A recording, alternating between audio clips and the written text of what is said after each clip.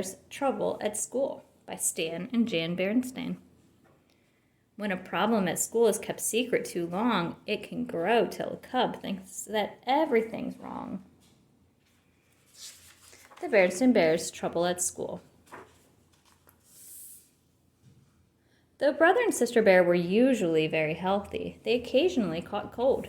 So when brother came home from school one day sneezing and wheezing, Mama Bear knew just what to do. She took his temperature, tucked him into bed, and went right to the phone and called Dr. Grizzly. Sneezing and wheezing and a temperature of 101, said Dr. Grizzly. Keep him in bed, give him plenty of liquids, and keep him home from school until his temperature is back to normal.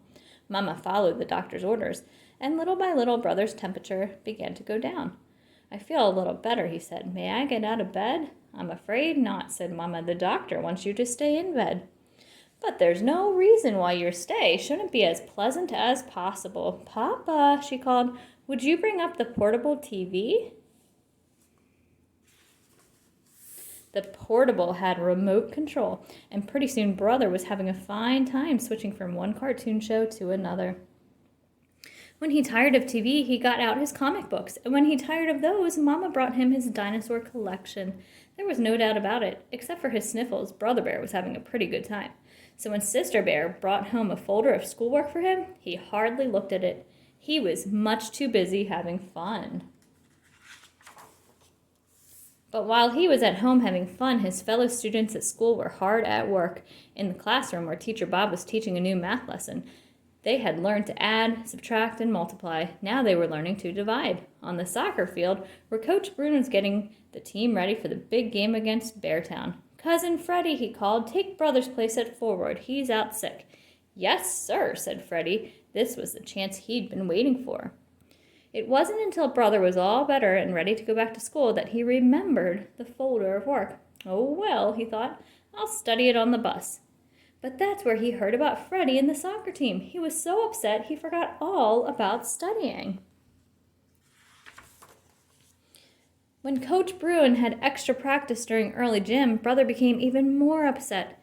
It wasn't easy watching Freddie take his place on the team. Then, when Brother got back to class, Teacher Bob said, I certainly hope you studied that work folder because we're going to have a quiz. A quiz, said Brother. On what?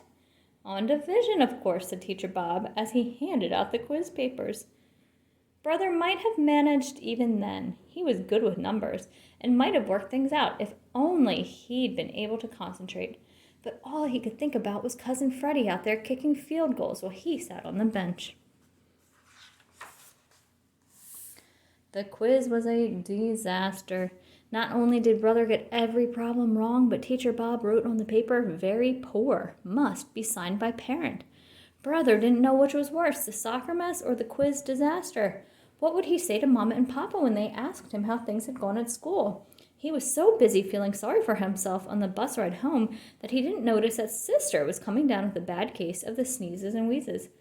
Oh dear, said Mama when she saw Sister, you've caught Brother's cold. Into bed with you. She and Papa were so busy attending to Sister that they forgot to ask Brother how things went at school. And he didn't tell them. And the next morning when the school bus came, Brother didn't get on the bus. He hid in the tall grass until the bus was out of sight. The squirrels and bluebirds were puzzled. Brother was usually happy and cheerful, but not this morning. This morning he looked unhappy and angry too. Phooey, Brother shouted, kicking a stone. But kicking the stone reminded him of soccer, and that just made him angrier. The bluebirds took off and the squirrels scattered. Phooey on soccer, he shouted, stomping off through the woods. Stomp, stomp, stomp. Grasshoppers hopped. Toads stood stock still and pretended they were bumps on a log. Phooey on school, Brother shouted, stomping out of the woods. Pansies hid their faces. Ladybugs flew away home. And, he said, reaching into his school bag, phooey on division. He had come to the top of a big hill. He took the quiz, folded it into a paper airplane, and sailed it high into the air. The hill overlooked a swampy, overgrown bog. As Brother watched the quiz circle and swoop, he noticed something out of the corner of his eye, a familiar house at the edge of the bog. Grizzly Gramps was working on a ship model when he heard the knock. Gran was making cookies. They weren't expecting visitors, and they certainly weren't expecting Brother, especially during school hours. It didn't take long for the whole story to come out. Gramps and Gran listened quietly as Brother told them about catching cold, the folder of work, the school mess, the quiz disaster, the missed bus, and the paper airplane. "Come with me, young feller," said Gramps. "I want to show you something." Gramps took Brother by the hand and led him deep into the bog. "There," he said, "that's what I want to show you." It was a very old wagon, sunk almost out of sight in a muddy pond. "How did it get there?" asked Brother. "It wasn't easy," said Gramps. "I went to a lot of trouble getting that old wagon into the swamp." Then, with a twinkle in his eye, he said, "Just the way you did, getting in over your head at school. It happened a long time ago when I took a wrong turn, just the way you did when you didn't study that schoolwork that Teacher Bob sent home. Well, instead of admitting my mistake and backing up, I just pushed ahead until I was in so deep there was no getting out." "And you lost the wagon," said Brother. "Yep," said Gramps, "but I learned a valuable lesson. If you find yourself on the wrong road, don't just keep on going until you're in over your head. Back up and start over on the right road." "How am I going to do that?" asked Brother. "Oh, I think we can manage. But first, look over there," Gramps said, pointing. There it was, the paper airplane caught in a berry bush. "What do you think they'll say?" asked Brother later as they bounced along in Gramps' pickup. "We'll find out soon enough," said Gramps, pulling to a stop in front of the big tree house. "And let's not forget Gran's bag of cookies. They're her finest." Mama and Papa weren't exactly pleased when they heard about the big mess Brother had gotten himself into, but they didn't holler and pound the table either, not even Papa. He looked like he might be going to when he saw the paper he had to sign. Gramps had tried to flatten it out, but it was still pretty wrinkled. "What happened to this?" he asked. "Oh," said Gramps, "it just sort of got folded a bit." That's when he brought out Gran's cookies. There were 10 of them. "Let's see now," he said. "There are 5 of us counting Sister, so how many cookies do we each get?"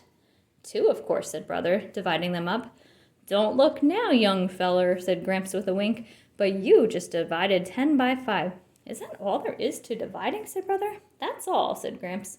"Come along," said Mama in a no-nonsense voice. "Where are we going?" asked Brother. "To school," Mama said as they got to the car. "But it's so late," protested Brother. "It's never too late to correct a mistake," Mama said, and off they went.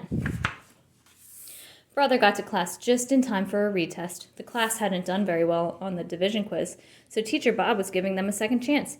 Brother really concentrated and did much better. And that afternoon, he got a second chance at soccer, too. It was the day of the big game against Beartown, and things weren't going very well. "Brother," said Coach Barone, "I want you to go in for Freddie. I don't think he's quite ready for first team." "Glad to help, Coach," Brother said as he ran out onto the field. "You know what they say, it's never too late to correct a mistake." The end.